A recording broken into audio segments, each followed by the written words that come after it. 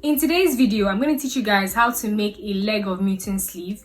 We're going to draft a basic sleeve pattern first, and then we'll convert that basic sleeve pattern into a leg of mutton sleeve. If you want to see how we do this, then definitely keep on watching. Oh, hey, I didn't see you there. So first of all, I'm just drafting a basic bodice. From the top, my pattern paper is folded, by the way. From the top, I marked 5 inches downwards and then 11 inches as well. Now I'm just extending those lines.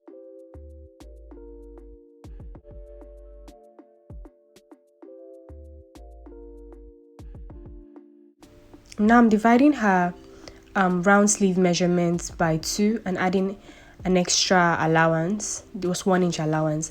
I also divided by her elbow measurement by 2 and I added 1 inch allowance as well. Just connected both points.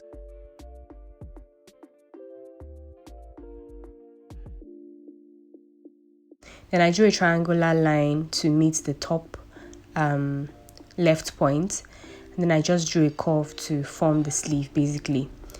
Now this is our basic sleeve pattern drafted out. We're going to use this basic sleeve pattern to get our leg of mutton sleeve. So I'm just opening this up, extending those lines again.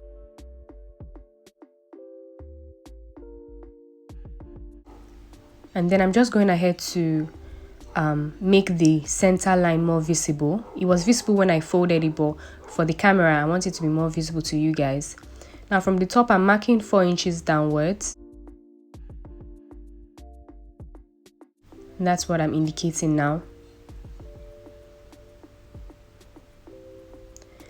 And then from that edge of the sleeve, I'm marking 3 inches downwards.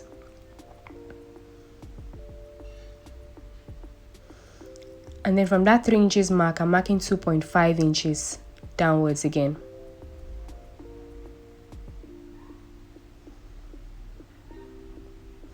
Now I'm going to do the same thing on the other side. 3 inches downwards from that edge and 2.5 inches downwards from the 3 inch mark. I'm just going to connect both points to that 4 inch mark at the top.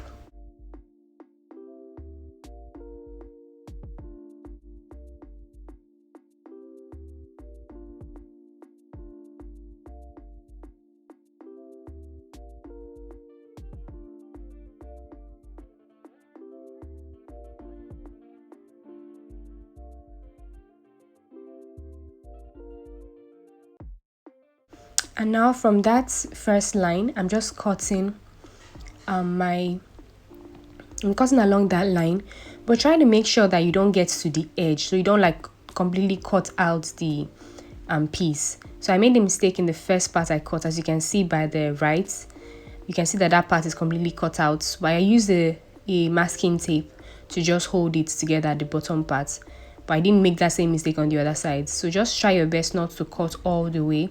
But if you do make the mistake and cut all the way like I did on the first one, you can definitely use a masking tape or a sellotape to hold it together. So I've held that part together and this is what it looks like. So you want to be able to open this as wide as possible. Now taking another fresh pattern paper, I'm just folding it again, opening it up. That was just to make sure that I got the center point.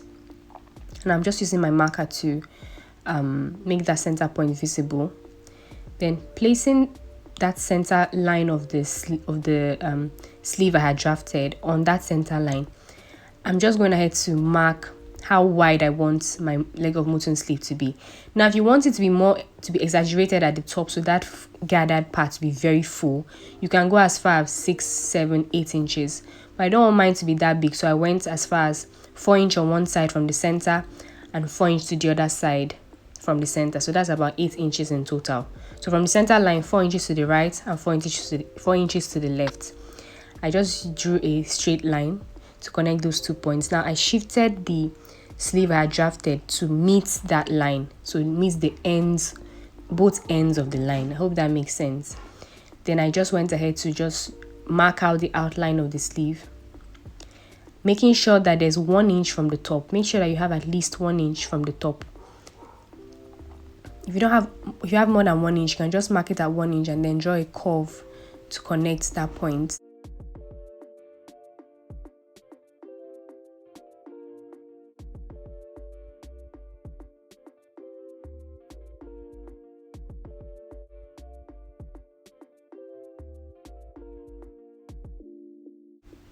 Now this is what we have. This is the fresh pattern paper. This is our mutton sleeve drafted.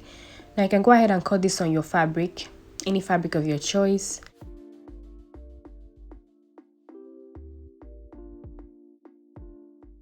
This mutton sleeve tends to be more exaggerated when you use an Ankara fabric to make it, from my experience. But you can use any fabric of your choice basically. Depends on the look you're going for.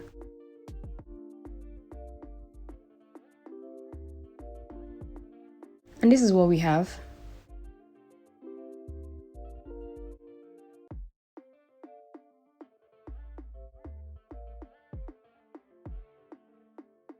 Now, because I'm not attaching this to a shoulder, to a dress that has a shoulder, I'm going to make this a hanging mutton sleeve. So by hanging, it means that it's going to have an elastic that can be pulled up to sit on the shoulder.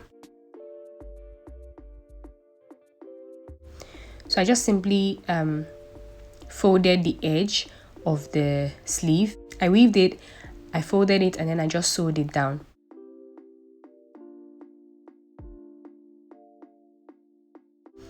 Now from the bottom, or from that edge, I marked 2 inches on both sides. And that's where I'm going to start inserting my elastic from. My elastic is